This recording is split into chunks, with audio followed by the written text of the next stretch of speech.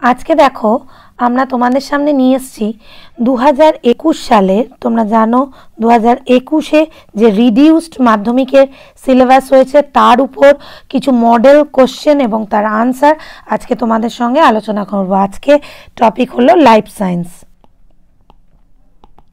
চলো সময় নষ্ট না করে শুরু করা যাক। প্রথমে জানো যে এমসিকিউ 15টা এমসিকিউ আসবে। 15টা এমসিকিউ দিয়ে আমি শুরু করছি। প্রথম প্রশ্ন দেখো, প্রতিটি প্রশ্নের সঠিক উত্তরটি নির্বাচন করে তার ক্রমিক সংখ্যাসহ বাক্যটি সম্পূর্ণ করে লেখো। 1 × 15 = 15। এখানে মনে রাখবে যে গোটা একটা লাইন অপশান সহকারে, অর্থাৎ সঠিক অপশান চুজ করে গোটা একটা সেন্টেন্স লিখবে, তার এগেনস্টেই কিন্তু তুমি 1 নাম্বার পেতে পারো। শুধুমাত্র অপশানটা চিহ্নিত করলে সেখানে কিন্তু তুমি হাফ মার্ক স্কোর করবে। গোটা একটা লাইন লিখলে কিন্তু 1 মার্ক স্কোর করতে পারো। 1.1-এর কোশ্চেন দেখো, ট্রপিক ও ন্যস্টিক চলনের ক্ষেত্রে নিম্নের কোন বক্তব্যটি সঠিক নয়? এখানে আনসার যাচ্ছে 1.1-এর খ। আনসার যাচ্ছে খ, উভয় ক্ষেত্রেই অক্সিন হরমোনের প্রভাব আছে। এই বক্তব্যটি কিন্তু সঠিক নয়। তাহলে এটা যাচ্ছে আমাদের আনসার। নেক্সট কোশ্চেন দেখো, নিম্নের কোন কাজটির সঙ্গে সাইটোকাইনিন যুক্ত নয়? এখানেও আনসার যাচ্ছে আমাদের খ, বীজের সুপ্ত দশা ভঙ্গকরণ। ঠিক আছে, তাহলে এখানে আনসার যাচ্ছে খ। নেক্সট দেখো 1.3, একজন চিকিৎসক কোনো রোগীকে ইনসুলিন ইনজেকশন দিতে বললেন। নিম্নের কোন কারণটি তুমি সঠিক বলে মনে করো? এখানেও আনসার যাচ্ছে আমাদের খ, মানে রোগীর রক্তে উচ্চ মাত্রায় শর্করার উপস্থিতি। ঠিক আছে, এবার 1.4 দেখো, নিম্নের স্তম্ভটি সমতা বিধান করে সঠিক উত্তরটি নির্বাচন করো। 1.4-এ দেখতে পাচ্ছ। তাহলে এখানে আনসার যাচ্ছে, তোমরা যদি দেখো এখানে আনসার যাচ্ছে আমাদের গ, মানে সিলিয়ার সঙ্গে ম্যাচ হচ্ছে প্যারামেসিয়াম। ক্ষণপথ তো তোমরা জানো কার থাকে, অ্যামিবার, এবং ফ্লাজেলা হলো ইউগ্লিনা। তাহলে অপশন যাচ্ছে আমাদের গ। পরেরটা দেখো 1.5-এ নিম্নের কোন জোড়াটি ডিএনএর সঙ্গে সামঞ্জস্যপূর্ণ নয়? 1.5-এ এখানে উত্তর কিন্তু হচ্ছে ঘ, মানে সাইটোসিন ইউরাসিল। তোমরা তো জানো যে অ্যাডেনিনের সঙ্গে গুয়ানিন এর সঙ্গে সামঞ্জস্যপূর্ণ নয়। অ্যাডেনিন গুয়ানিন, শর্করা ডিঅক্সিরাইবোজ, থাইমিন সাইটোসিন।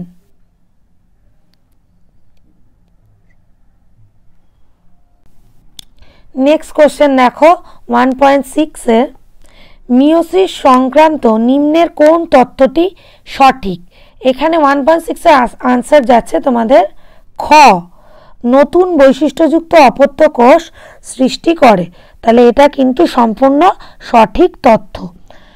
নেক্সট দেখো 1.7-এর, নিম্নের কোন জোড়াটি সঠিক? এখানে আনসার যাচ্ছে ঘ, প্ল্যানেরিয়া পুনরুৎপাদন। বাকিগুলো কিন্তু সঠিক নয়। নেক্সট দেখো 1.8-এর, একটি আদর্শ ফুলের কোনো একটি অংশের কাজ সম্পর্কিত বিষয়ে সঠিক তথ্যটি শনাক্ত করো। 1.8-এর এখানে আনসার যাচ্ছে গ, স্ত্রীস্তবক পরাগরেণু গ্রহণ করে। এটা যাচ্ছে সম্পূর্ণ সঠিক তথ্য। নেক্সট দেখো ক্যাপিটাল আর স্মল আর থেকে উৎপন্ন গ্যামেটের সংখ্যা হবে। 1.9-এর আনসার যাচ্ছে এখানে ক, দুটি কিরকম? Capital Y capital R capital Y small R. Next দেখো 1.10-এর,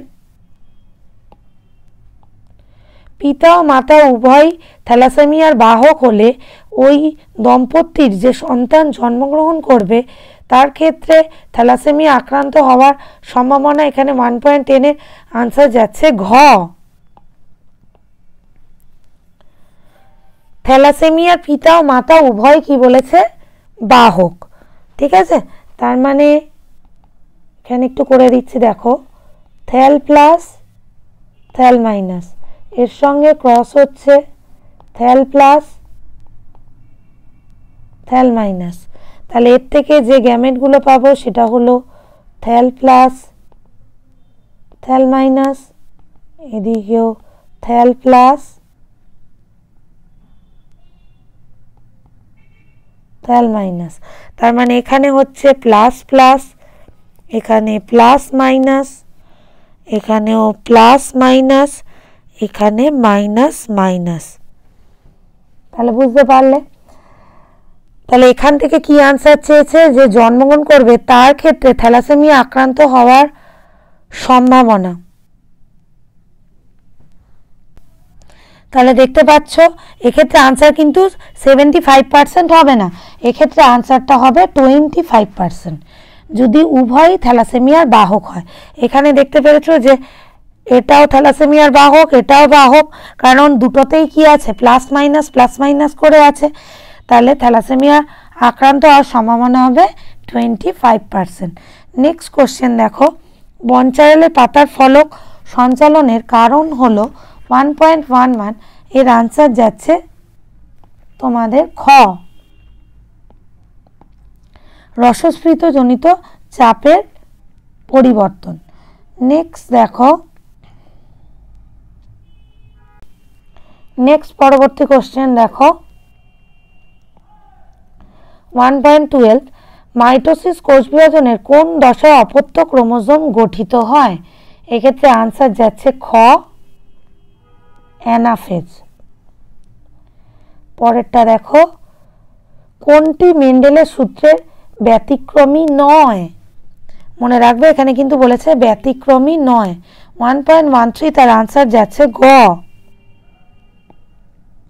প্রচ্ছন্নতা। বাকিগুলো কিন্তু ব্যতিক্রম। সহপ্রকটতা, অসম্পূর্ণ প্রকটতা, লিঙ্কেজ, এগুলো সবই হলো ব্যতিক্রম। নেক্সট দেখো, জীবের বংশ পরম্পরায় প্রকাশিত বৈশিষ্ট্যকে বলা হয়, আনসার যাচ্ছে তোমাদের ক, ফিনোটাইপ। 1.15 দেখো, যকৃত প্লীহা ক্ষতিগ্রস্ত হয় যে রোগে, সেটা হলো গ, থ্যালাসেমিয়া।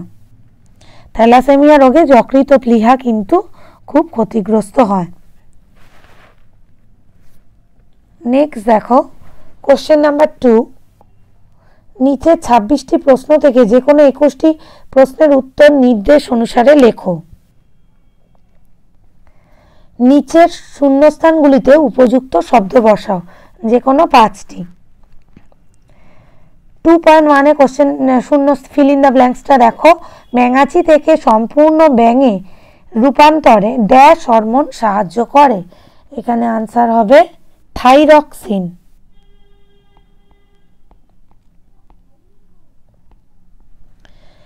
নেক্সটটা দেখো, কোশ্চেন নাম্বার 2.2, ক্রোমোজোমের যে স্থানে জিন থাকে তাকে ড্যাশ বলে?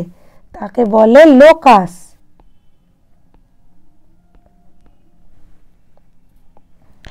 নেক্সট দেখো, পিতার নিকট থেকে প্রাপ্ত ড্যাশ ক্রোমোজোমের ফলে পুত্র সন্তান হয়? 2.3, এখানে আনসার হবে ওয়াই। ওয়াই ক্রোমোজোমের ফলেই পুত্র সন্তান হয়। নেক্সট দেখো 2.4, কেন্দ্রীয় স্নায়ুতন্ত্রের ত্রিস্তরীয় আবরণকে ড্যাশ বলে? আনসার হবে মেনিনজেস।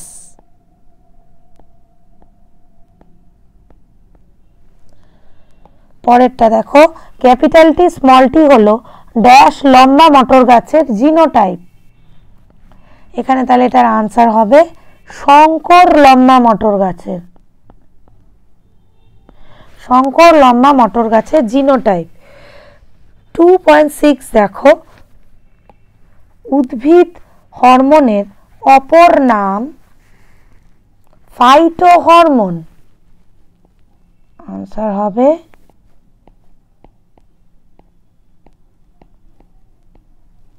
ফাইটোহরমোন। নেক্সট দেখো, নিচের বাক্যগুলি সত্য অথবা মিথ্যা কিনা তা নিরূপণ করো। পিটুইটারি গ্রন্থিতে কোনো নালী থাকে না। এক্ষেত্রে আনসার হচ্ছে কি একদম সঠিক, যে এটা একটা অন্তঃক্ষরা গ্রন্থি। তাহলে এরকম এই স্টেটমেন্ট লাইনটা লিখে একটা ড্যাশ দিয়ে তোমরা লিখবে যে এটা সত্য। নেক্সট দেখো, কারক দ্বারা উদ্দীপনা গৃহীত হয় না, একেবারেই না। কারক দ্বারা কি হয়? রেসপন্স করে। তাহলে এটা হচ্ছে মিথ্যা। রিসেপ্টর দ্বারা উদ্দীপনা গৃহীত হয়, রিসেপ্টর বা গ্রাহক। নেক্সট দেখো 2.9 সিলিয়ার সাহায্যে ইউগ্লিনা গমন সম্পন্ন করে। এটাও যাচ্ছে সম্পূর্ণ মিথ্যা। 2.10টা দেখো, প্লাজমোডিয়ামের সাইজন দশায় বহু বিভাজন দেখা যায়। সম্পূর্ণ সঠিক ইনফরমেশন, তাহলে এটা সত্য। 2.11 দেখো, বেগুনি বর্ণের আয়োডপসিন রঞ্জক দেখতে পাওয়া যায় চোখের কোন কোষে? এটাও সম্পূর্ণ সত্য।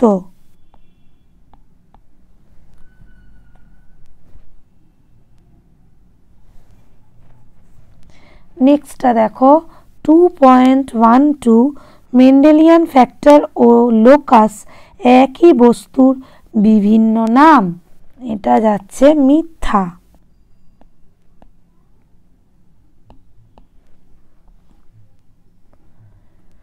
পরে দেখো পরেরটা, এ স্তম্ভে দেওয়া শব্দের সঙ্গে বি স্তম্ভে দেওয়া সর্বাপেক্ষা উপযুক্ত শব্দটি সমতা বিধান করে উভয় স্তম্ভের ক্রমিক নম্বর সহ সঠিক জোড়াটি পুনরায় লেখো।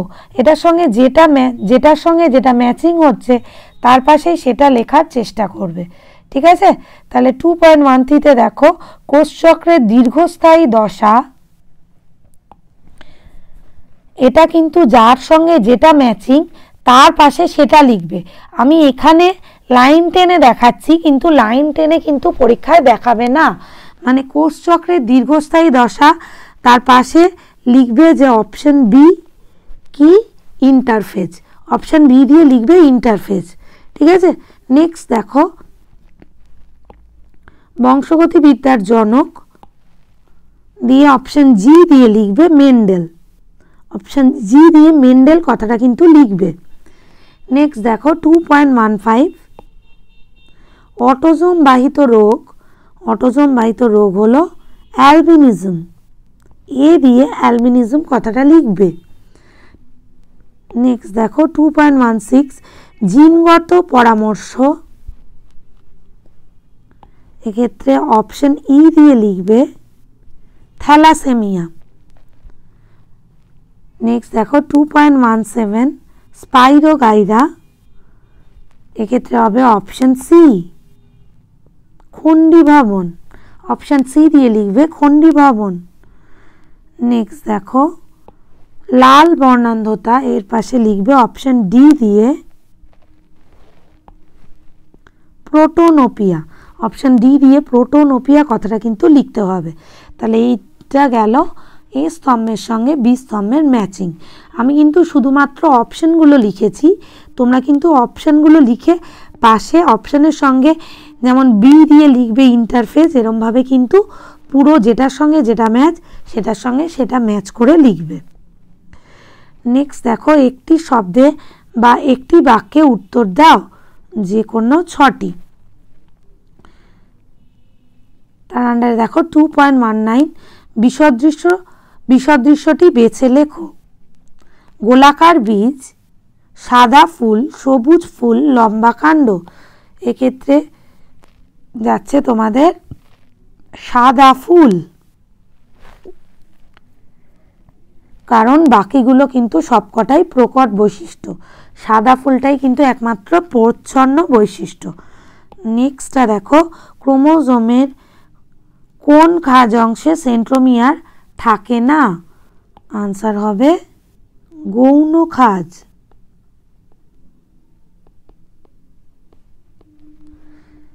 কারণ মুখ্য খাঁজে সেন্ট্রোমিয়ারটা থাকছে আর গৌণ খাঁজে কিন্তু কোনো সেন্ট্রোমিয়ার থাকে না। নেক্সটটা দেখো 2.21, প্রথম জোড়াটি দেখে দ্বিতীয় জোড়াটি শূন্যস্থানে উপযুক্ত শব্দ বসাও। শিমুল পক্ষী পরাগী, আম হলো পতঙ্গ পরাগী।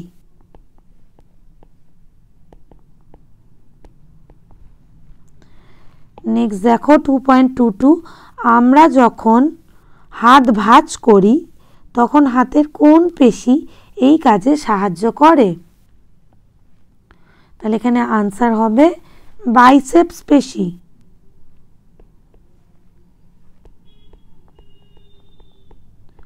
বাইসেপস পেশি। নেক্সটটা দেখো, দেহের বিভিন্ন প্রতিবর্ত ক্রিয়ার স্নায়ুকেন্দ্র হিসাবে কাজ করে কেন্দ্রীয় স্নায়ুতন্ত্রের কোন অংশ? উত্তর হবে সুষুম্না কাণ্ড।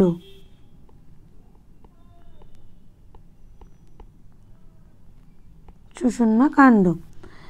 নেক্সট দেখো, বৃদ্ধি নিয়ন্ত্রক প্রাণী হরমোনের নাম করো।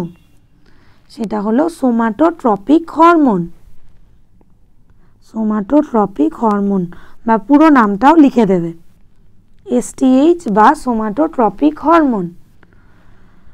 নেক্সটটা দেখো 2.25, হিমোগ্লোবিনের প্রোটিন অংশের ত্রুটির জন্য রক্তাল্পতা কোন প্রকারের জিনগত রোগের লক্ষণ? তাহলে সেটা হচ্ছে তোমাদের 2.25-এ থ্যালাসেমিয়া। 2.25-এ হচ্ছে থ্যালাসেমিয়া।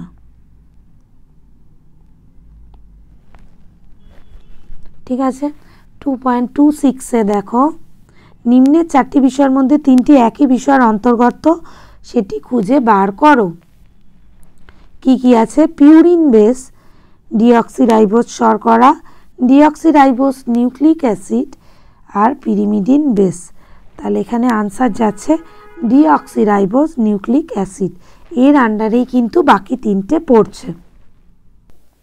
এবার দেখো বিভাগ গ।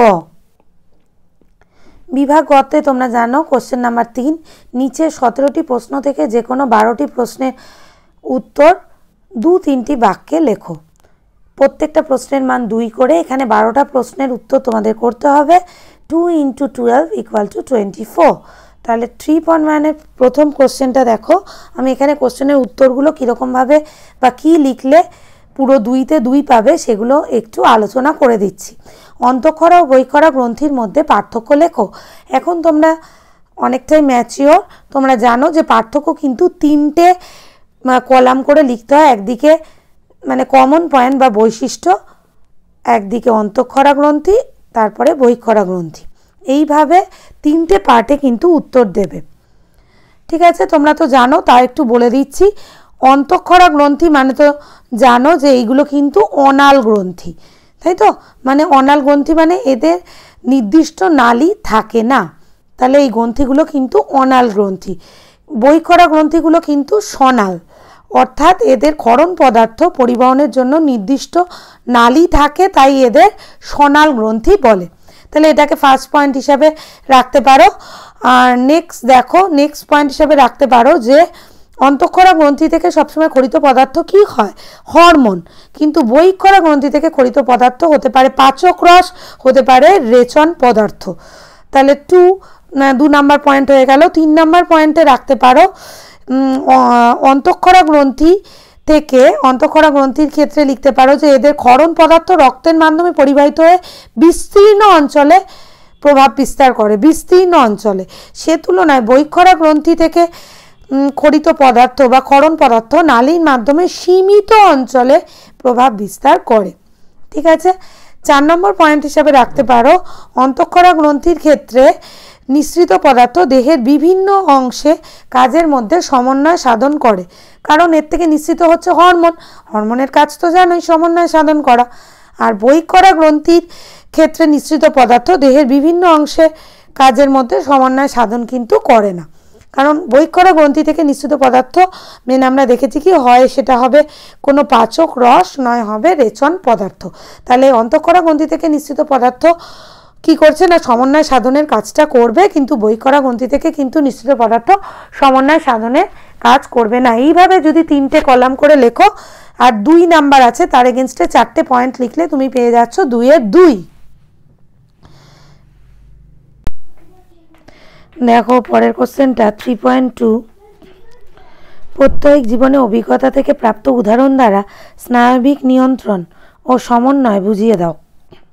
প্রথমে দেখো স্নায়বিক নিয়ন্ত্রণটা বলি। প্রথমে একটু বলে নেবে যে স্নায়বিক নিয়ন্ত্রণ কাকে বলে। কাকে বলে বলতে গিয়ে স্নায়বিক নিয়ন্ত্রণকে কোলন দিয়ে লিখবে দেহের বাইরের ও ভেতরের পরিবেশের যে সকল পরিবর্তন ঘটে স্নায়ুতন্ত্র দ্বারা সেগুলির নির্ধারণ, বিশ্লেষণ ও উপযুক্ত প্রতিক্রিয়ার মাধ্যমে জীবের সাড়া দেওয়ার নির্দেশ প্রদানকেই আমরা বলতে পারি কি স্নায়বিক নিয়ন্ত্রণ। এবার একটা এক্সাম্পলের মাধ্যমে বলবে, যেমন ধরো এই স্নায়বিক নিয়ন্ত্রণটা আমরা বলতে পারি বাইরের পরিবেশ থেকে উদ্দীপনা গ্রাহক বা রিসেপ্টরের মাধ্যমে গৃহীত হয়ে সেন্সারি স্নায়ু অথবা মিশ্র স্নায়ুর মাধ্যমেও হতে পারে কোথায় পৌঁছায়, কেন্দ্রীয় স্নায়ুতন্ত্রে পৌঁছায়। কেন্দ্রীয় স্নায়ুতন্ত্রে উদ্দীপনা বিশ্লেষণের পর চেষ্টীয় নির্দেশনা, চেষ্টীয় স্নায়ু বা মিশ্র স্নায়ুও হতে পারে মাধ্যমে কারক অঙ্গে পৌঁছায়, কারক অঙ্গের পেশিতে বা গ্রন্থিতে পৌঁছায়। চেষ্টীয় নির্দেশনার মাধ্যমে প্রাণীদেহের কলা, অঙ্গ ও তন্ত্রের বিভিন্ন কাজের মধ্যে ভৌত সমন্বয় গড়ে ওঠে। যেমন ধরো দৌড়ানোর সময় পায়ের পেশির দ্রুত সংকোচন ও প্রসারণ ঘটে, সেজন্য পায়ের পেশি কোষে প্রয়োজন অতিরিক্ত গ্লুকোজ ও অক্সিজেন পেয়ে থাকি আমরা বা প্রয়োজন হয় অতিরিক্ত গ্লুকোজ এবং অক্সিজেন। এক্ষেত্রে আমাদের মস্তিষ্ক রক্তের অক্সিজেন ও কার্বন ডাইঅক্সাইডের মাত্রা নির্ধারণ করে মধ্যচ্ছদা ও স্পঞ্জরাস্থি পেশিতে প্রয়োজনীয় স্নায়বিক স্পন্দন পাঠায়।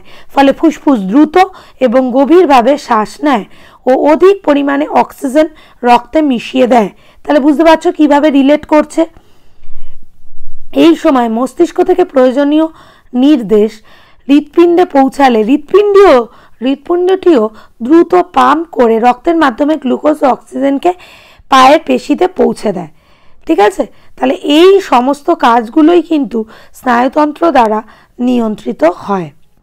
যখন আমরা দৌড়ানোর সময় পায়ের পেশি দ্রুত সংকোচন বা প্রসারণ করি, তাহলে এটা আমি বুঝিয়ে দিলাম যে কিভাবে স্নায়বিক নিয়ন্ত্রণ হচ্ছে।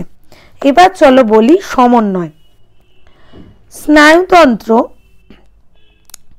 মেনলি আমাদের ভৌত সমন্বয়ক রূপে কাজ করে প্রাণীদেহে। যেমন ধরো চোখে উজ্জ্বল আলো পড়লে আমরা চোখ বন্ধ করি, বা পায়ে কাটা ফুটলে ব্যথা অনুভূত হয়, বা পা তৎক্ষণাৎ মাটি থেকে সরিয়ে নিই পায়ে কাটা ফুটলে, মশার কামড়ে হাত দিয়ে মানে মশাটাকে মারার চেষ্টা করি। এইসব হলো উত্তেজনায় সাড়া দেওয়া। ঠিক আছে, এই উত্তেজনার সাড়া প্রদান জীবের অন্যতম বৈশিষ্ট্য।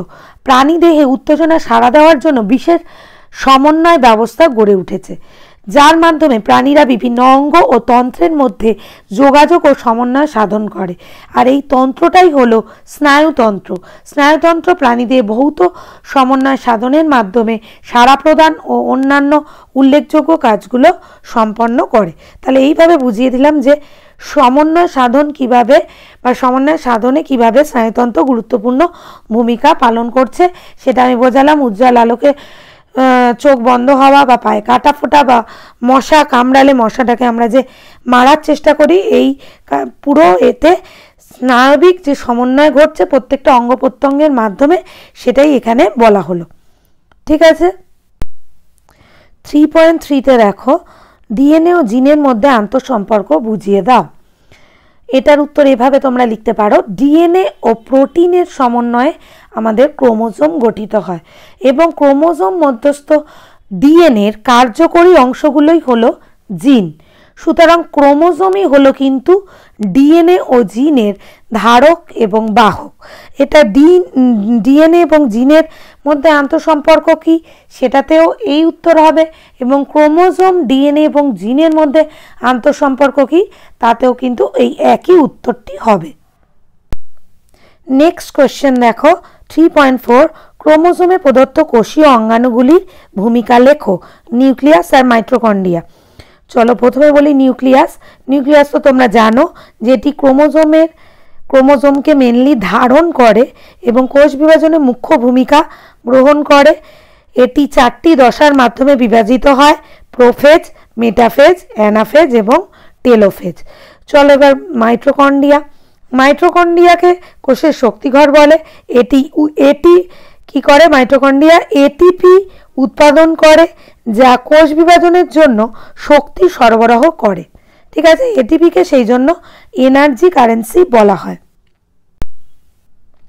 নেক্সট কোশ্চেন দেখো 3.5, ইস্ট ও কচুরিপানা কোন কোন প্রক্রিয়ায় জনন সম্পন্ন করে? ইস্ট তো তোমরা জানোই যে কোরকোদ্গম পদ্ধতিতে জনন সম্পন্ন করে এবং ইস্ট হলো একটা এককোষী ছত্রাক। ইস্টের ক্ষেত্রে অসমান বিভাজনের ফলে একটি ক্ষুদ্র কোরক বা বার্ড সৃষ্টি হয়। কোরকটি মাতৃদেহে সংলগ্ন থাকে, পরে মাতৃদেহ থেকে বিচ্ছিন্ন হয়ে অপত্য ইস্ট গঠন করে। কখনো কখনো ইস্টের কোরকটি বারবার বিভাজিত হয়ে টরুলা গঠন করে। ঠিক আছে, তাহলে ইস্টের এইরকম দশাকে টরুলা দশা বলে এবং পুরো বিভাজন পদ্ধতিটাকে বলা হয় কোরকোদ্গম পদ্ধতি। ঠিক আছে, তাহলে ইস্ট এইভাবে বলতে পারো, ইস্ট অযৌন জননের কোরকোদ্গম পদ্ধতিতে জনন সম্পন্ন করে। এবার চলো যাই কচুরিপানায়। কচুরিপানা খর্বধাবকের পর্ব থেকে অস্থানিক মূল সৃষ্টি হয়। কচুরিপানার খর্বধাবকের পর্ব থেকে অস্থানিক মূল সৃষ্টি হয়। এই অস্থানিক মূল সহ খণ্ডিত বিটপ অংশ বিচ্ছিন্ন হয়ে অপত্য উদ্ভিদ সৃষ্টি করে এবং এটি অঙ্গজ জননের প্রাকৃতিক অঙ্গজজনন মেনলি প্রাকৃতিক অঙ্গজজনন প্রক্রিয়ায় জনন সম্পন্ন করে খেয়ে কচুরিপানা। বোঝা গেছে? নেক্সট কোশ্চেন দেখো 3.6, মানব বিকাশের কোন কোন দশায় প্রদত্ত বৈশিষ্ট্যগুলি প্রকাশ পায়? এ দিয়েছে দৃষ্টি ও শ্রবণ শক্তি হ্রাস। এটা বুঝতেই পারছো কোথায় হবে না, 60 বছরের ঊর্ধ্বে বা বার্ধক্য দশায়। বুঝতে পেরেছ, বার্ধক্য দশাতেই মেনলি দৃষ্টি আর শ্রবণ শক্তি হ্রাস পায়। নেক্সট বি দেখো, কণ্ঠস্বরের পরিবর্তন হয় অ্যাডোলেসেন্স বা বয়সন্ধিকালে। বয়সন্ধিকালে কণ্ঠস্বরের পরিবর্তন হয়। নেক্সট কোশ্চেন দেখো 3.7, থ্যালাসেমিয়া রোগীকে বারবার রক্ত দিতে হয় কেন? আমরা জানি যে এই থ্যালাসেমিয়া এক প্রকার প্রচ্ছন্ন অটোসোমাল জিন দ্বারা নিয়ন্ত্রিত লোহিত রক্তকণিকার বিশৃঙ্খলা বা যেখানে এক বা একাধিক হিমোগ্লোবিনের জন্য দায়ী যে পলিপেপটাইড শৃঙ্খলের অনুপস্থিতি বা হ্রাসপ্রাপ্ত সংশ্লেষ অথবা গঠনগত বিচ্যুতির জন্য হয়ে থাকে। এবং এই রোগের প্রধান লক্ষণ হলো হিমোগ্লোবিন উৎপাদনের ত্রুটি বা রক্তাল্পতা, বিশেষ করে হিমোলাইটিক অ্যানিমিয়া রোগ লক্ষণ হিসাবে প্রকাশ পাওয়া। এছাড়া হিমোগ্লোবিনের পরিমাণ কমে যাওয়া বা লোহিত রক্তকণিকার আকার ছোট হয়ে যাওয়া এই রোগের লক্ষণ হিসাবে আমরা দেখে থাকি। এবং অস্থি দুর্বল বা বিকৃত হয়, যকৃত প্লীহার বৃদ্ধি এবং কালচে মূত্র উৎপাদন হয়। তাহলে এক্ষেত্রে মেনলি যেহেতু হিমোগ্লোবিনের গ্লোবিন পলিপেপটাইড মানে আলফা আর বিটা পলিপেপটাইড চেন দ্বারা গ্লোবিন প্রোটিনটা তৈরি হয় এবং তার ত্রুটির জন্যেই যেহেতু থ্যালাসেমিয়া রোগটা হয়, সেই জন্যই মানে হিমোগ্লোবিন মানে তোমরা বুঝতেই পারছো লোহিত রক্তকণিকা হিমোগ্লোবিনের গ্লোবিন পোর্শনের যেহেতু ডিফেক্টিভ, সেই জন্য মানে পুরো হিমোগ্লোবিনটাই ডিফেক্টিভ, ফলে পুরো লোহিত রক্তকণিকায় ডিফেক্টিভ, ফলে রক্তটাই ডিফেক্টিভ, তাই তো? তাহলে সেই জন্যই বারবার রোগীকে রক্ত দিতে হয়। নেক্সট দেখো কোশ্চেন 3.8 ইতর পরাগযোগের সুবিধা বেশি, এর সপক্ষে দুটি যুক্তি দাও। এই উত্তরটা এভাবে লিখতে পারো যে ইতর পরাগযোগের ফলে নতুন বৈশিষ্ট্য সম্পন্ন উদ্ভিদের আবির্ভাব ঘটে। সেকেন্ড পয়েন্ট করতে পারো অপত্য উদ্ভিদগুলি সবল হওয়ার জন্য প্রতিকূল পরিবেশের সঙ্গে সহজেই খাপ খাওয়াতে পারে। থার্ড পয়েন্ট করতে পারো উন্নত মানের ফল ও বীজ উৎপন্ন হয়। ফোর্থ পয়েন্ট করতে পারো রোগ প্রতিরোধ ক্ষমতা বৃদ্ধি পায়। ফিফথ পয়েন্ট করতে পারো বীজের অঙ্কুরোদ্গম ক্ষমতা বৃদ্ধি পায়। এরমভাবে লিখতে পারো। 4টে পয়েন্ট করলেই তুমি পেয়ে যাবে 2 মার্কস। নেক্সট কোশ্চেন দেখো 3.9 কোনো কারণে মনে করো কোষচক্রটি ব্যাহত হলো, এক্ষেত্রে কি কি ঘটনা ঘটতে পারে বলে তোমার মনে হয়? তাহলে এই কোশ্চেনের উত্তর তোমরা এভাবে লিখতে পারো যে তোমরা তো আমরা জানি কোষচক্র অত্যন্ত জটিল একটি জৈব রাসায়নিক প্রক্রিয়া। নিয়ন্ত্রিত কোষ বিভাজনে ডিএনএ, আরএনএ এবং বিভিন্ন উৎসেচক ও পরিবেশের শর্তের উপর কিন্তু নির্ভর করে একটা নিয়ন্ত্রিত কোষ বিভাজন। তাহলে এই শর্তগুলো যদি কোষচক্রকে নিয়ন্ত্রণ করে এবং সেটা কোনো কারণে বিঘ্নিত হয়, মানে কোষচক্রটা যদি ব্যাহত হয়, তাহলে কোষচক্রের বিভিন্ন বিন্দুতে, যেমন তোমরা জানো যে G0, G1, S, G2 নিয়ন্ত্রণ নষ্ট হলে, মানে এই G0, G1, S এবং G2 নিয়ন্ত্রণ নষ্ট হলে অনিয়ন্ত্রিত কোষ বিভাজন ঘটে, যা পরবর্তীকালে টিউমার সৃষ্টি করে এবং টিউমার কখনো কখনো ম্যালিগন্যান্ট বা ক্ষতিকারক হলে ক্যান্সার সৃষ্টি হতে পারে। ঠিক আছে, তাহলে শেষ পরিণতি কিন্তু টিউমার এবং টিউমার থেকে ক্যান্সার।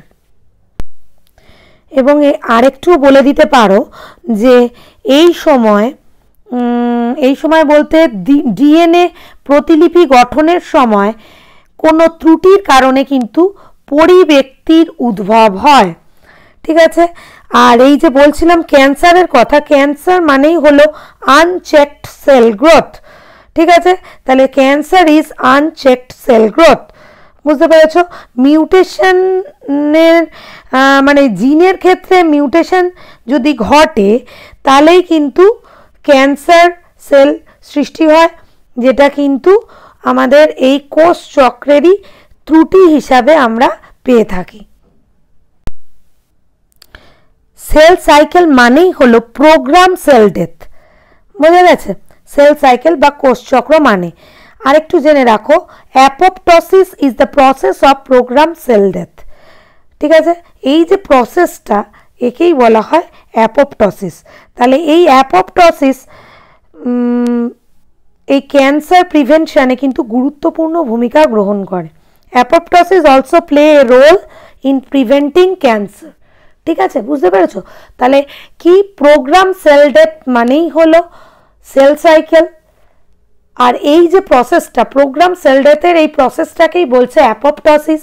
এটা যদি ঠিকঠাক হয় তাহলে সেল সাইকেল ঠিকঠাক হলে কোনো ক্যান্সারাস সেল জন্মানোর সম্ভাবনা নেই। তাহলে ক্যান্সার সেল প্রিভেন্ট করতে অ্যাপোপ্টোসিস এক খুব ইম্পর্টেন্ট রোল প্লে করে। ঠিক আছে, প্রিভেন্টিং ক্যান্সার। এটাও একটু এই রিলেটেড বলে রাখলাম, এটা একটু জেনে রাখবে। 3.10 দেখো, চোখে কিছু পড়ার উপক্রম হলে দ্রুত চোখের পলক পড়ে, এটা হলো ফার্স্ট। নেক্সট এক্সাম্পলটা দিয়েছে নাকে কোনো বহিরাগত বস্তু প্রবেশে হাঁচি হয়। এই দুটো ঘটনার পরিপ্রেক্ষিতে প্রতিবর্ত ক্রিয়ার গুরুত্ব বিশ্লেষণ করো। চোখে কিছু পড়ার উপক্রম হলে আমরা কি দ্রুত চোখের পলক পড়ে, তাই তো? বা চোখে যদি কোনো ধুলোবালি পড়ে বা পড়ার উপক্রম হয়, সঙ্গে সঙ্গে আমরা চোখের পলক ফেলি বা পলক পড়ে বা চোখটা বন্ধ করে নিই, তাই তো? কিসের জন্য করি? যাতে ধুলো চোখের মধ্যে ঢুকতে না পারে। গেল এটা। নেক্সট দেখো, নাকের ভেতরে বহিরাগত বস্তু প্রবেশে হাঁচি হয়। এটা তো আমরা জানি, নাকের মধ্যে যদি হঠাৎ কোনো বিজাতীয় বস্তু ঢুকে পড়ে সঙ্গে সঙ্গে হাঁচি হয়ে ওই বিজাতীয় বস্তুকে আমরা বার করে দিই। তাহলে এই যে দুটো উদাহরণ আমরা দেখলাম, এই দুটো উদাহরণ থেকে আমরা বুঝতে পারছি এই দুটো ঘটনা কিন্তু তাৎক্ষণিক এবং অনৈচ্ছিক। আমি যদি মনে করি চোখে কোনো একটা কিছু পড়লে আমি চোখ খুলে রাখবো জোর জবরদস্তি, বা নাকে কিছু ঢুকলো আমি হাঁচি দেব না, এটা আমরা কখনোই করি না। তাহলে এটা কি, সেই জন্য এটা অনৈচ্ছিক, মানে আমার ইচ্ছা বা অনিচ্ছের উপর এটা নির্ভর করবে না, তাই তো। এটা এরকম যদি কোনো সময় আমরা সম্মুখীন হই তাহলে আমরা চোখের পলক ফেলবই বা হাঁচি দেবই। সেই জন্য এইগুলো হলো তাৎক্ষণিক এবং অনৈচ্ছিক প্রতিক্রিয়া। তোমরা তো জানো যে এরকম প্রাণীদেহের নির্দিষ্ট উদ্দীপনার প্রভাবে যে স্বতঃস্ফূর্ত তাৎক্ষণিক এবং অনৈচ্ছিক প্রতিক্রিয়া সৃষ্টি হয় তাকেই আমরা প্রতিবর্ত ক্রিয়া বলি। এবং এই প্রতিবর্ত ক্রিয়া মেনলি অনৈচ্ছিক এবং এটা মস্তিষ্কের সাহায্য ছাড়াই সুষুম্না কাণ্ড দ্বারা নিয়ন্ত্রিত হয়। এবং আমাদের জীবনে, প্রত্যেক দিনকার জীবনে এরকম বিভিন্ন ঘটনার আমরা সম্মুখীন হই এবং সেগুলো থেকে যে আমরা সেটাকে রিকভার করে উঠি এই তাৎক্ষণিক এবং অনৈচ্ছিক প্রতিক্রিয়াগুলোর মাধ্যমে, এবং সেগুলোই হলো প্রতিবর্ত ক্রিয়া। ঠিক আছে, তাহলে সুষুম্না কাণ্ড এতে গুরুত্বপূর্ণ ভূমিকা পালন করে এই তাৎক্ষণিক অনৈচ্ছিক প্রতিবর্ত ক্রিয়াগুলো সম্পাদন করার জন্য। এবং আমরা এই প্রতিবর্ত ক্রিয়াগুলোর মাধ্যমে আমরা সেই তাৎক্ষণিক ওই বিজাতীয় বস্তুই বলো বা চোখে ধুলোবালি বলো, সেখান থেকে আমরা নিজেদের দেহকে রক্ষা করতে পারি এই প্রতিক্রিয়াগুলো, এই প্রতিক্রিয়া বা এই প্রতিবর্ত ক্রিয়াগুলো সম্পাদনের মাধ্যমে। নেক্সট কোশ্চেন দেখো 3.11, অসম্পূর্ণ প্রকটতা কিভাবে মেন্ডেলের বংশগতির সূত্রকে অসমর্থন করে, উপযুক্ত উদাহরণ সহযোগে বুঝিয়ে দাও। এই প্রশ্নের উত্তর আমরা এভাবে লিখতে পারি যে সন্ধ্যামালতী গাছের F1 গোলাপি গাছের স্বপরাগযোগ ঘটালে F2 জনুতে লাল, গোলাপি ও সাদা ফুলের গাছ 1:2:1 অনুপাতে আবির্ভূত হয়। এক্ষেত্রে জিনোটাইপের সঙ্গে ফিনোটাইপের সরাসরি সম্পর্ক আছে বলে F2 জনুর গাছের জিনোটাইপ ও ফিনোটাইপ অনুপাতের কোনো পার্থক্য পাওয়া যায় না। অর্থাৎ মনে রাখবে যে এক্ষেত্রে কিন্তু ফিনোটাইপ এবং জিনোটাইপ অনুপাত উভয়ই 1:2:1 হয়। ঠিক আছে, তাহলে এই যে অসম্পূর্ণ প্রকটতা মেন্ডেলের প্রকটতা এবং প্রচ্ছন্নতা সূত্রের ব্যতিক্রমী হিসাবে প্রতীয়মান হয়। অর্থাৎ মেন্ডেলের সূত্র অনুযায়ী বিপরীতধর্মী বৈশিষ্ট্যগুলি একটি যে সবসময় প্রকটধর্মী হবে সেটা ঠিক নয়। এছাড়াও সম্পূর্ণ প্রকটতার ক্ষেত্রে অপত্য জেনোটাইপ নির্ধারণের জন্য যেমন টেস্ট ক্রস ঘটানোর দরকার হয়, অসম্পূর্ণ প্রকটতার ক্ষেত্রে অপত্যের জিনোটাইপ বোঝানোর জন্য বিশেষ কোনো পরীক্ষার দরকার হয় না। ঠিক আছে, তাহলে এটাই। আর এবং যে প্রকট বৈশিষ্ট্যের যে বহিঃপ্রকাশ ঘটবে মেন্ডেল বলে গেছে সেটাও হচ্ছে না, সেই জন্যই একে বংশগতি সূত্রকে অসমর্থন করে এই অসম্পূর্ণ প্রকটতা। ঠিক আছে, এবং এটা তোমরা ওই অসম্পূর্ণ প্রকটতা মানে সন্ধ্যামালতী গাছের ক্ষেত্রে যে ক্রসটা রয়েছে, গাছের ফুলের রঙে যে অসম্পূর্ণ প্রকটতা দেখা গেছে সেই ক্রসটা দিয়ে বুঝিয়ে দেবে, সেটাই উদাহরণ হিসাবে এখানে দেখাবে। নেক্সট দেখো 3.12, পায়রার উড্ডয়ন পেশির কাজ বিশ্লেষণ করো। এটা এভাবে লিখতে পারো, পায়রার বক্ষে স্টার্নাম সংলগ্ন অঞ্চলে উড্ডয়ন পেশি থাকে। পেশিগুলি যথাক্রমে পেক্টোরালিস মেজর, পেক্টোরালিস মাইনর এবং কোরাকো ব্র্যাকিয়ালিস নামে অভিহিত। পেক্টোরালিস মেজর সংকুচিত হয়ে পালক আবৃত ডানাকে উপর থেকে নিচের দিকে টেনে আনে। ডানার এই নিম্ন আঘাতের ফলে পাখি সামনের দিকে অগ্রসর হয়। পরবর্তী পর্যায়ে পেক্টোরালিস মাইনর সংকুচিত হয়ে ঊর্ধ্ব আঘাতের ফলে ডানা উপরের দিকে উঠে যায়। এইভাবে পেশিগুলি সংকোচন ও প্রসারণের ফলে পাখির ডানা দুটিকে অবিরাম প্রসারণ, অবনমন এবং উত্তোলনের সহায়তা করে এবং পর্যায়ক্রমে দাঁড়ের মতো কাজ করে পাখিকে সামনের দিকে এগোতে সাহায্য করে। তাহলে এটাই গেল পায়রার উড্ডয়ন পেশির ভূমিকা। নেক্সট কোশ্চেন দেখো 3.13 পরাগযোগের সুবিধাগুলি আলোচনা করো। পরাগযোগ বলতে তো আমরা প্রধানত দুটো প্রকার পরাগযোগকেই বুঝি, একটা হলো স্বপরাগযোগ আর একটা ইতর পরাগযোগ। তাহলে এক্ষেত্রে এই প্রশ্নের ক্ষেত্রে স্বপরাগযোগের সুবিধাগুলো লিখে দেবে আর ইতর পরাগযোগের সুবিধাগুলো লিখে দেবে। আমি একটু বলে দিচ্ছি, দেখো স্বপরাগযোগের সুবিধাতে এরকম পয়েন্ট ওয়াইজ লিখতে পারো যে এই প্রক্রিয়ায় প্রজাতির বিশুদ্ধতা রক্ষা পায় এবং জনিত্রী বৈশিষ্ট্য নিয়ন্ত্রিত হয়। সেকেন্ড পয়েন্ট করতে পারো সংকরায়নের পরীক্ষায় পিওর লাইন বজায় রাখার জন্য স্বপরাগযোগ ঘটানো হয়। এই রকম পরাগযোগের জন্য অন্য প্রজাতির উদ্ভিদ বা ফুলের দরকার হয় না। এই প্রকার পরাগযোগে অধিক সংখ্যক পরাগরেণুর প্রয়োজন হয় না, কোনো বাহকের উপর নির্ভর করতে হয় না, উজ্জ্বল বর্ণ ও মকররণ গ্রন্থির উপস্থিতির দরকার হয় না। স্বপরাগযোগের কিছু প্রচ্ছন্ন দরকার নেই, এ কটা দেবে। আর একই ফুলে ঘটে বলে এই পরাগযোগের সফলতার পরিমাণও কিন্তু অনেক বেশি। তাহলে এইভাবে স্বপরাগযোগের সুবিধাগুলো লিখবে এবং পাশাপাশি ইতর পরাগযোগের সুবিধাগুলো লিখে দেবে। এখানে যেহেতু বলেছে যে পরাগযোগের সুবিধা, তাহলে ইতর পরাগযোগের ক্ষেত্রে সুবিধাগুলো হলো যে ইতর পরাগযোগের ফলে নতুন বৈশিষ্ট্য সম্পন্ন উদ্ভিদের উদ্ভব হয়, অপত্য উদ্ভিদ শক্ত সবল হয়, ফলে সহজেই প্রতিকূল পরিবেশের সঙ্গে খাপ খাইয়ে নিতে পারে। নতুন বৈশিষ্ট্যের আবির্ভাবের ফলে উন্নততর প্রজাতির আবির্ভাব ঘটতে পারে। ইতর পরাগযোগের ফলে উন্নত জাতের ফল ও বীজের উদ্ভব ঘটে, বীজের অঙ্কুরোদ্গমের হার বেশি এবং রোগ প্রতিরোধক ক্ষমতা বৃদ্ধি পায়, ফলন বৃদ্ধি পায়। এরকম পয়েন্ট ওয়াইজ লিখতে পারো। নেক্সট কোশ্চেন দেখো 3.14 একজন বর্ণাঢ্যতা জিন বহনকারী স্বাভাবিক মহিলার সঙ্গে স্বাভাবিক মহিলার বিবাহ হলে, এখানে দুটোই তো মহিলা হতে পারে না, তাহলে একটাকে করে দিতে পারো পুরুষ, এটাকে করে দাও পুরুষ, প্রিন্টিং মিস্টেক আছে। স্বাভাবিক পুরুষের বিবাহ হলে কীরূপ ফলাফল দেখা যাবে? ঠিক আছে, তাহলে বর্ণাঢ্যতা জিন বহনকারী স্বাভাবিক মহিলা, তার মানে বুঝতে পারছি কি যে কিন্তু বাহক। তাহলে বাহক হলে হবে XC প্লাস XC। এর সাথে যদি আমি ক্রস ঘটাই একটা স্বাভাবিক পুরুষের, তাহলে চেকার বোর্ড করলে কি হতে পারে? চেকার বোর্ডটাই ফাঁকা জায়গাটায় করছি। চেকার বোর্ড করলে হতে পারে পুরুষদের থেকে পাচ্ছি এই দুটো,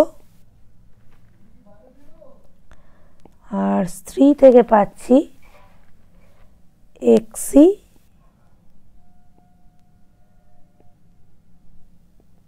আর XC প্লাস।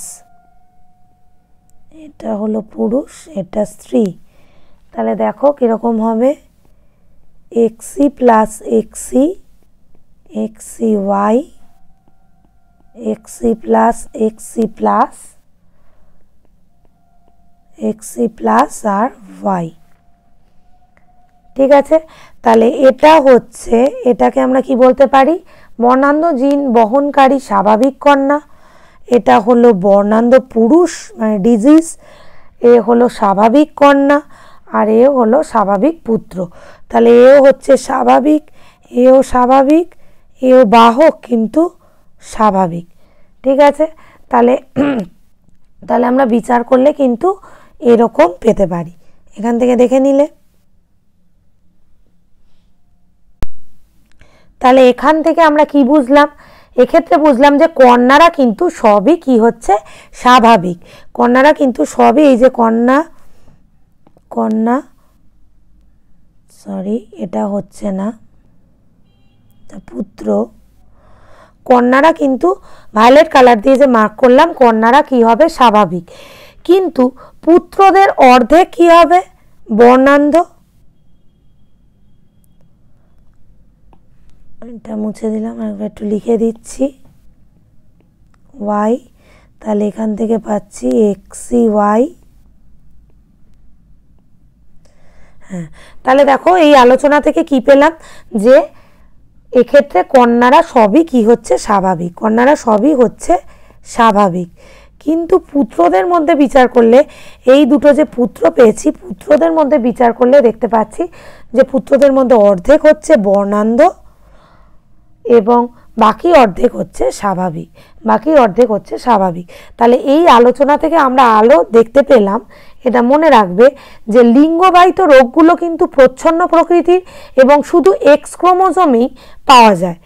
এই যে বর্ণান্ধতা দিয়ে দেখলাম, বর্ণান্ধতা, এই লিঙ্গবাহিত রোগগুলো কিন্তু প্রচ্ছন্ন প্রকৃতির এবং শুধুমাত্র এক্স ক্রোমোজোমেই পাওয়া যায়। ওয়াই ক্রোমোজোমের লিঙ্গ সংযোজিত জিন বহন করে না। মাতার যদি এক্সি বর্ণান্ধতার জন্য যেটা দায়ী, গ্যামেটের মাধ্যমে বাহিত হলে তা কিন্তু পুত্র সন্তানের বর্ণান্ধতা সৃষ্টি করবে। মার থেকে যদি এটা আসে তাহলে কিন্তু দেখতে পাচ্ছি পুত্র সন্তানের বর্ণান্ধতা সৃষ্টি করবে। কিন্তু এটাই যদি কন্যা সন্তানের মধ্যে, পুত্র সন্তানের ক্ষেত্রে দেখতে পাচ্ছি বর্ণান্ধতা সৃষ্টি করছে। কিন্তু যদি আমি কন্যা সন্তানের ক্ষেত্রে দেখি, তাহলে অপর জিনটি যেহেতু পিতার মাধ্যমে আসবে, তাই সেই জিনটি যদি স্বাভাবিক হয়, সেই জিনটা যদি এক্সি প্লাস থাকে, স্বাভাবিক হয়, তাহলে আমি এখান থেকে কি পাচ্ছি, এই দুটো থেকে পেয়ে যাব এক্সি প্লাস এবং এক্সি। তাহলে কি এরা হেটেরোজাইগাস কিন্তু স্বাভাবিক হবে। তাহলে দেখতে পাচ্ছি পুত্ররা হচ্ছে ডিজিজ, কিন্তু কন্যারা কি হচ্ছে বাহক, কিন্তু নর্মাল বা স্বাভাবিক। 3.15 দেখো, অঙ্গজ জননের দুটি সুবিধা লেখো। এর আনসার কি হবে দেখো, পয়েন্ট করে লিখতে পারো যে এই জননের মাধ্যমে মাতৃ উদ্ভিদের মতো একই রকম গুণসম্পন্ন অপত্য উদ্ভিদ উৎপন্ন করা সম্ভব।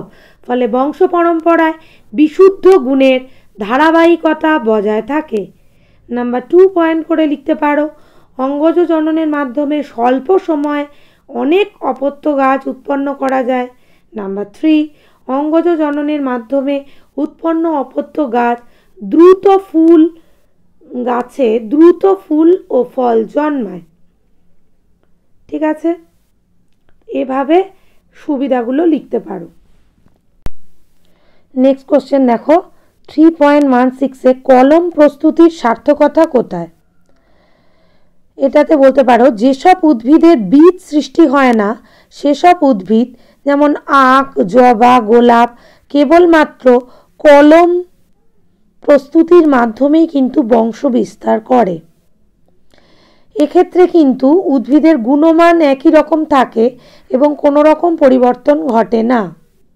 এবং এই প্রকার কলম প্রস্তুতির মাধ্যমে উদ্ভিদের দ্রুত সংখ্যায় বৃদ্ধি ঘটানো সম্ভব এবং এর মাধ্যমে ভালো গুণমান সম্পন্ন উদ্ভিদকে বহুদিন যাবৎ টিকিয়ে রাখা যায়। এগুলো বলতে পারো কলম প্রস্তুতির সার্থকতা। নেক্সট দেখো 3.17 মায়োপিয়া রোগের কারণ কি? মায়োপিয়া রোগের ক্ষেত্রে চক্ষু গোলকের ব্যাস স্বাভাবিকের তুলনায় বর্ধিত হয়, ফলে বস্তুর প্রতিবিম্ব রেটিনার সামনে পড়ে, ফলে দূরের বস্তু দেখা যায় না বা অস্পষ্ট দেখা যায়। এটাই হলো মায়োপিয়া রোগের কারণ। নেক্সট দেখো, নিচে 6টি প্রশ্ন বা তার বিকল্প প্রশ্নের উত্তর লেখো। তোমরা তো জানো 4.1 আর তার অথবায় দুটোই আঁকার কোশ্চেন থাকে। এখানে একটা নিউরনের চিত্র অঙ্কন করে ডেনড্রাইট, নিজল দানা, সোয়ান কোষ, র্যানভিয়ারের পর্ব একদিকে পয়েন্টিং করে নিচে কিসের ছবিটা আঁকছো তার নামটা অবশ্যই লিখবে। একইভাবে এটার অল্টারনেটিভ হিসাবে আছে একটি প্রতিবর্ত চাপের চিত্র অঙ্কন করে নিম্নলিখিত অংশগুলো চিহ্নিত করো, যেমন সংজ্ঞাবাহ স্নায়ু, স্নায়ু কেন্দ্র, কারক, চেষ্টীয় স্নায়ু। একই দিকে পয়েন্টিং করে নিচে প্রতিবর্ত চাপের চিত্র অবশ্যই লিখতে ভুলবে না। চলো চলে যাই 4.2-তে। তুমি দেখলে একটি ফুল বর্ণহীন, অনুজ্জ্বল এবং পরাগরেণু হালকা। ফুলটি কী ধরনের পরাগী হওয়ার সম্ভাবনা? উদাহরণ দাও। তাহলে ক্যারেক্টারিস্টিকগুলো দেখেই বুঝতে পারছো যে ফুলটা হবে অবশ্যই বায়ু পরাগী। অর্থাৎ এইসব ফুলের ক্ষেত্রে বায়ুর সাহায্যে পরাগযোগ ঘটে, তাই এদের বায়ু পরাগী ফুল বলে। ক্যারেক্টারিস্টিক তোর মধ্যে তোমরা দেখতেই পাচ্ছ, ফুলগুলো ক্ষুদ্র, বর্ণহীন, গন্ধহীন এবং পরাগরেণু হালকা ক্ষুদ্র মসৃণ, ফলে সহজেই বাতাসে কিন্তু এরা ভেসে বেড়ায়। উদাহরণ হিসাবে বলতে পারো ধান, গম, জোয়ারের পরাগরেণু। ঠিক আছে, নেক্সট কোশ্চেনে চলে যাই। স্বপরাগযোগ, ইতর পরাগযোগের দুটি সুবিধা অসুবিধা লেখো। এটা তো আগেও একবার বলেছি। স্বপরাগযোগের সুবিধা কি? স্বপরাগযোগের জন্য কোনো বাহকের প্রয়োজন হয় না।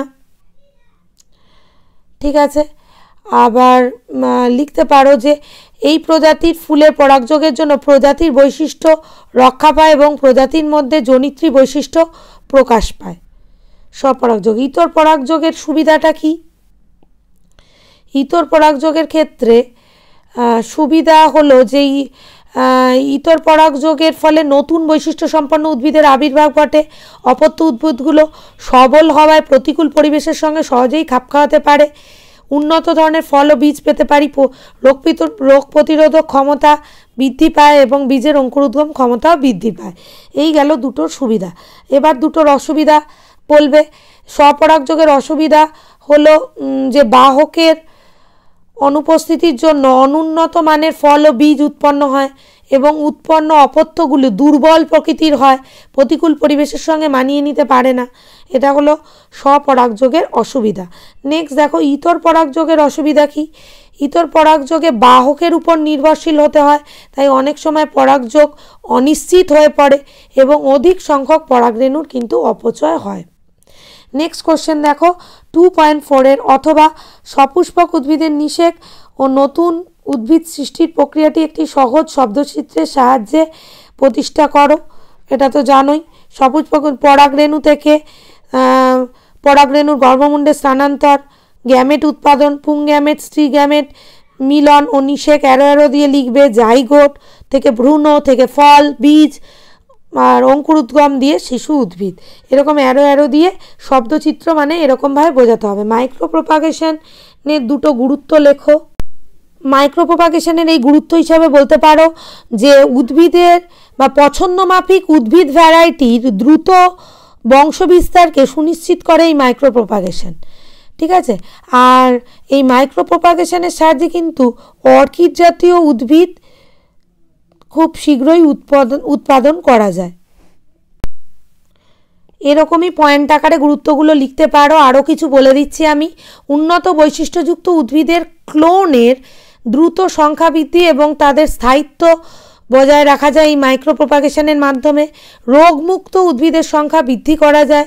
বীজবিহীন ফলযুক্ত মানে পার্থেনোকার্পিক ফ্রুট যেটাকে বলে উদ্ভিদের বংশবিস্তার ঘটানো যায় এবং যৌন জননের ফলে সৃষ্ট বন্ধা সংকর উদ্ভিদের সংখ্যা বৃদ্ধি করা যায় এবং বৃদ্ধি ও বিকাশের বিভিন্ন দশা নিয়ন্ত্রণ করা যায় এই মাইক্রোপ্রোপাগেশনের মাধ্যমে। ঠিক আছে, আরও অনেক কিছু বলে দিচ্ছি, জেনে রাখো যে এই মাইক্রোপ্রোপাগেশনের মাধ্যমে কিন্তু অর্থনৈতিক গুরুত্বপূর্ণ উদ্ভিদ প্রজাতি থেকে রোগ জীবাণুমুক্ত উদ্ভিদ সৃষ্টি করা সম্ভব। এই মাইক্রোপ্রোপাগেশন বা অনুবিস্তরণের মাধ্যমেই সৃষ্ট ক্ষুদ্র মাতৃ উদ্ভিদের বৈশিষ্ট্যগুলোকে সংরক্ষণ করা যায়। মানে খুব সামান্য স্পেসিমেনকে সংরক্ষণও করা যায় এবং তার থেকে নতুন উদ্ভিদ তৈরিও করা যায়। ঠিক আছে, ভেষজ উদ্ভিদের ক্ষেত্রেও উদ্ভিদেরও উন্নতি সাধন করা যায় এই মাইক্রোপ্রোপাগেশনে।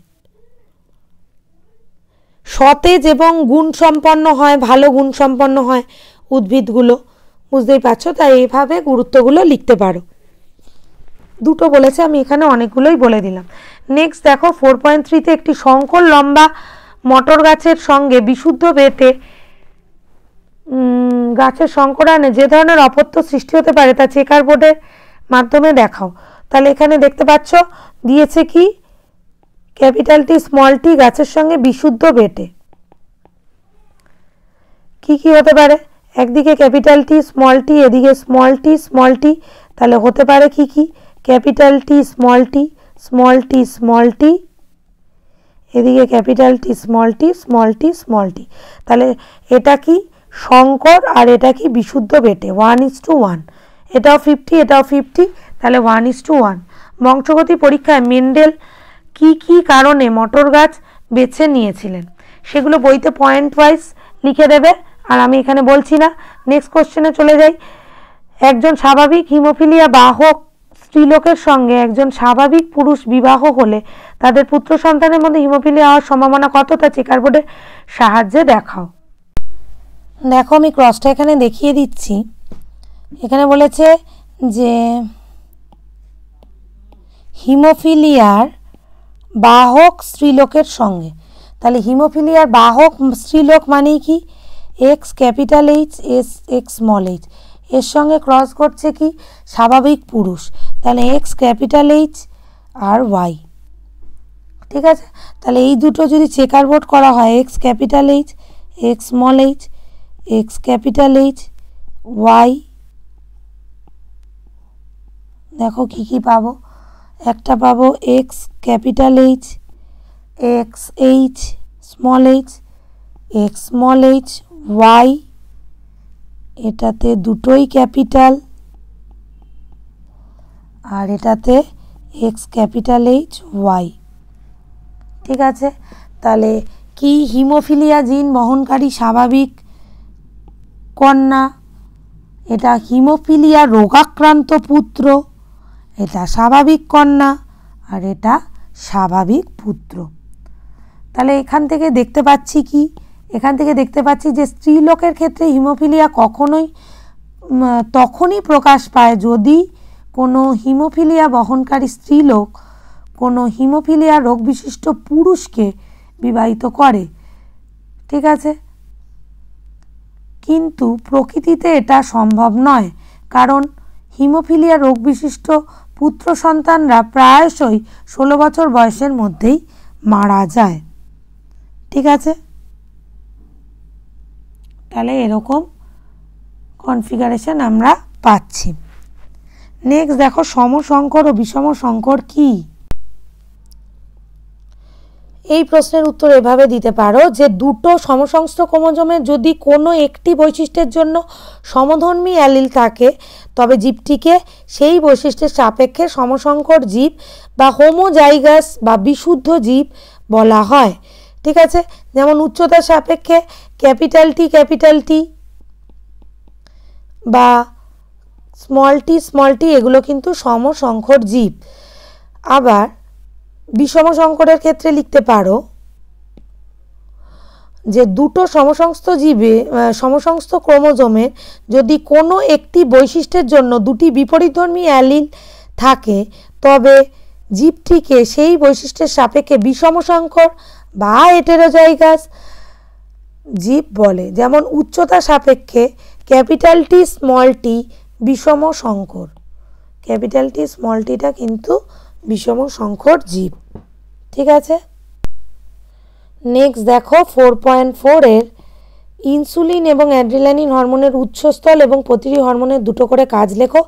বইয়ের থেকে শিওর শর্ট প্রশ্ন, বইয়ের থেকে পুরো এটা নলেজ টাইপের মানে সংজ্ঞাধর্মী প্রশ্ন পেয়ে যাচ্ছ, কোনো উত্তর বই থেকেই পেয়ে যাচ্ছ। নেক্সট দেখো পার্থক্য লেখো। বহিঃক্ষরা গ্রন্থি অন্তঃক্ষরা গ্রন্থি, অবশ্যই বৈশিষ্ট্যের সাপেক্ষে পার্থক্য লিখবে। আগেও আমি একবার বলেছি ডায়াবেটিস মেলিটাসের লক্ষণগুলো কি কি। ডায়াবেটিস মেলিটাসের লক্ষণগুলো হলো রক্তে শর্করার পরিমাণ বেড়ে যায়, রক্তে মেলিটাস এটাই বলবে শর্করা পরিমাণ বেড়ে যায়। রক্তে শর্করা স্বাভাবিক পরিমাণ হলো 100 সিসি, রক্তে 80 থেকে 120 mg, এক্ষেত্রে কিন্তু তার থেকে বেড়ে যাচ্ছে। মূত্রের সঙ্গে শর্করা নির্গত হয়, অতিরিক্ত তৃষ্ণা, ঘন ঘন মূত্রত্যাগ, কেটে গেলে ঘা শুকোয় না, ওজন কমে যায় এবং অতিরিক্ত খিদে পাওয়া, এগুলো হলো ডায়াবেটিস মেলিটাসের লক্ষণ। পরে 4.5 দেখো মানুষের অক্ষিগোলকের লম্বচ্ছেদের একটি পরিচ্ছন্ন চিত্র অঙ্কন করে বিভিন্ন অংশ চিহ্নিত করো। এটা চোখের ছবিটা আঁকতে হবে, লম্বচ্ছেদে বুঝতেই পারছো অংশগুলো চিহ্নিত করতে হবে। আঁকার জন্য আছে 3 আর পয়েন্টিংয়ের জন্য 2। নেক্সট দেখো নিউরোগ্লিয়া কত প্রকার ও কি কি প্রত্যেক প্রকারের বৈশিষ্ট্য আলোচনা করো। স্নায়ুতন্তু স্নায়ুগ্রন্থির মধ্যে তফাৎ কোথায়? নিউরোগ্লিয়া কি তোমরা তো জানো, একটুখানি বলে দেবে যে নিউরন ছাড়া স্নায়ুতন্ত্রের অপর একটি উপাদান হলো নিউরোগ্লিয়া। ঠিক আছে, এটা এক প্রকারে পরিবর্তিত যোগকলা। স্নায়ুতন্ত্রের কোষ সমষ্টির প্রায় 90% হলো নিউরোগ্লিয়া, মানে নিউরোগ্লিয়া হলো নিউরনের ধাত্রী কোষ। ঠিক আছে, এরকমভাবে বলে দিতে পারে। এটা তারক আকার কত প্রকারের হয়? তারক আকার অ্যাস্ট্রোসাইট, স্বল্প প্রবর্ধকযুক্ত অলিগো ডেন্ড্রোগ্লিয়া বা ক্ষুদ্রাকার মাইক্রোগ্লিয়া, এরকম বিভিন্ন প্রকারের হয়ে থাকে। ঠিক আছে, প্রত্যেক প্রকার বৈশিষ্ট্য আলোচনা করো এবং স্নায়ুতন্তু বৈশিষ্ট্য বইতে পেয়ে যাচ্ছ। স্নায়ুতন্তু এবং গ্রন্থির তফাৎ কোথায়, এইগুলো ছবি এঁকে দেবে, তাহলে আরও ভালো বোঝা যাবে।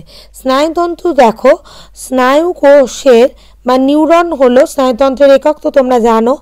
আবরণী সহ অ্যাকশনকে স্নায়ুতন্তু বলে। ঠিক আছে, স্নায়ু হলো স্নায়ুকোষ তথা স্নায়ুতন্তুর সম্মিলিত ফল। আর স্নায়ু গ্রন্থি কি? স্নায়ুগ্রন্থি হলো কেন্দ্রীয় স্নায়ুতন্ত্রের বাইরে কয়েকটি স্নায়ু কোষের কোষদেহগুলো যোগকলার আবরণী পরিবেষ্টিত হয়ে যে ঈষৎ স্ফীত গ্রন্থি সৃষ্টি করে তাকেই বলে স্নায়ুগ্রন্থি। এবং এই স্নায়ু গ্রন্থিগুলোর কাজ হলো স্নায়ু সৃষ্টি করা এবং বিশেষ রস বা নিউরোসিক্রেশন মাধ্যমে ক্ষরণ করা। তাহলে এরকমটা পার্থক্যের আকারে লিখে দেবে। নেক্সট দেখো, উদ্ভিদের 3 প্রকার কৃত্রিম অঙ্গজজনের পরিচয় দাও। উদ্ভিদের জননে রেণুর ভূমিকা লেখো। 3 প্রকার কৃত্রিম অঙ্গজনন তো জানোই, সেটা হলো কাটিং বা শাখা কলম, গ্রাফটিং বা জোড় কলম, আর অনুবিস্তরণ বা মাইক্রো প্রোপাগেশন। ঠিক আছে, তাহলে এটা হলো কৃত্রিম অঙ্গজনন, এর সম্বন্ধে লিখবে।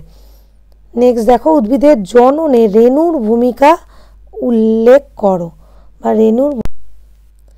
রেণুর ভূমিকায় বলতে পারো পরাগধানীর মধ্যেই কিন্তু এই পরাগ রেণুগুলো থাকে এবং এই পরাগ রেণুর নিউক্লিয়াসটি পরাগ নালীতে এসে 2টি পুংজনন কোষ গঠন করে। ঠিক আছে, এই পুংজনন কোষ দুটো ডিম্বকের ভ্রূণস্থলীতে এসে একটি ডিম্বাণুকে নিষিক্ত করে জাইগোট উৎপন্ন করে এবং অপর পুংজনন কোষটি বিলুপ্ত হয়ে যায়। এবং সচ্ছল উদ্ভিদের ক্ষেত্রে কিন্তু আমরা দেখব যে দ্বিতীয় পুংজনন কোষটি নির্ণীত নিউক্লিয়াসকে নিষিক্ত করে শস্য গঠন করে।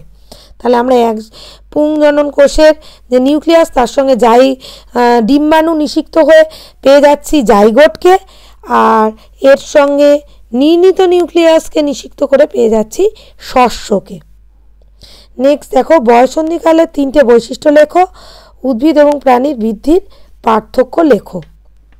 বয়ঃসন্ধিকালের বৈশিষ্ট্য তো জানোই যে এই সময়কালটাই মেনলি মানুষের মুখ্য বৃদ্ধিকাল রূপে চিহ্নিত। এই সময় বিভিন্ন হরমোনের প্রভাবে বালক বালিকাদের দেহে বিভিন্ন রকম পরিবর্তন দেখা যায়, যৌন লক্ষণগুলো স্পষ্ট হয়, দেহের বিকাশ ভালোভাবে ঘটে, স্বাস্থ্যবান পেশিবহুল শরীর দেখা যায়, পিটুইটারি গ্রন্থি নিঃসৃত হরমোনের সক্রিয়তা, দেহের সর্বাঙ্গীন এবং সামঞ্জস্যপূর্ণ বৃদ্ধি ঘটে। এই দশায় যৌন হরমোন টেস্টোস্টেরন পুরুষদের ক্ষেত্রে এবং ইস্ট্রোজেন ও প্রোজেস্টেরন স্ত্রীদের ক্ষেত্রে ক্রিয়ার ফলে যৌন অঙ্গের বৃদ্ধি ঘটতে দেখা যায় এবং হরমোনের প্রভাবে পুরুষ এবং স্ত্রীদের যৌন লক্ষণগুলো প্রকাশ পায়। তখন কিশোর ও কিশোরীরা দ্রুত প্রাপ্তবয়স্কের দিকে এগোতে থাকে এবং প্রজননক্ষম বা প্রজননে সক্ষম হয়। এটাই গেল বয়ঃসন্ধিকালের বৈশিষ্ট্য হিসাবে বলতে পারো। নেক্সট দেখো, উদ্ভিদ ও প্রাণীর বৃদ্ধির পার্থক্য লেখো। পার্থক্যটা দেখো সুন্দরভাবে বলে দিচ্ছি। উদ্ভিদের বৃদ্ধি নির্দিষ্ট অঞ্চলে মেনলি কাণ্ড বা মূলের অগ্রভাগে বেশি পরিলক্ষিত হয়, কিন্তু প্রাণীদের বৃদ্ধি নির্দিষ্ট অঞ্চলে সীমাবদ্ধ নয়। উদ্ভিদের বৃদ্ধি আমরণ, প্রাণীর বৃদ্ধি সীমিত। এদের বৃদ্ধি বার্ধক্য ও মৃত্যুর বহু আগেই শেষ হয়ে যায়। উদ্ভিদের বৃদ্ধি সামঞ্জস্যপূর্ণ নয়, প্রাণীর বৃদ্ধি কিন্তু সামঞ্জস্যপূর্ণ। উদ্ভিদের বৃদ্ধি কিন্তু অনির্ধারিত, প্রাণীদের বৃদ্ধি কিন্তু নির্ধারিত। উদ্ভিদের বৃদ্ধি ভ্রূণ অবস্থায় কিছুকাল সুপ্ত থাকে, প্রাণীদের বৃদ্ধি কোনো অবস্থাতেই সুপ্ত থাকে না। আলো কার্বন ডাইঅক্সাইড উদ্ভিদের বৃদ্ধির দুটি অপরিহার্য প্রভাবক। আলো কার্বন ডাইঅক্সাইড প্রাণী বৃদ্ধির জন্য অপরিহার্য নয়। ঠিক আছে, তাহলে আবার উদ্ভিদের গৌণ বৃদ্ধি বর্ষবলায় দেখা যায়, প্রাণীদের গৌণ বৃদ্ধি বর্ষবলায় এসব কিছুই দেখা যায় না। এটা হলো উদ্ভিদের বৃদ্ধি আর প্রাণী বৃদ্ধির বেসিক ডিফারেন্স। তাহলে আজকে আমি এই যে 90 মার্কসের একটা মডেল কোশ্চেন পেপারের উত্তর কি হবে সেটা তোমাদের সামনে তুলে ধরলাম। আশা করি তোমরা এর থেকে উপকৃত হবে। আর পুরো রিডিউস সিলেবাসের উপর যে ফার্স্ট 3টে চ্যাপ্টার নিয়ে এবার তোমাদের 2021-এর মাধ্যমিক হতে চলেছে তারই একটা প্রতিচ্ছবি তোমাদের এখানে তুলে ধরলাম। এরকম টাইপের প্রশ্নই কিন্তু আসবে, এটা ভালো করে লক্ষ্য করো, সঙ্গে থাকো, দেখতে থাকো। পরবর্তীকালে আমরা এরকম অনেক প্রশ্ন 90 মার্কসের নিয়ে আলোচনা করব। আজ এই 90 মার্কসটা ভালো করে দেখো এবং এর যথাযথ উত্তরগুলো দেখো। এইভাবে লিখলে অবশ্যই তোমরা 90তে 90 পাবে। ভিডিওটা দেখার জন্য থ্যাংক ইউ। সঙ্গে থাকো এবং দেখতে থাকো।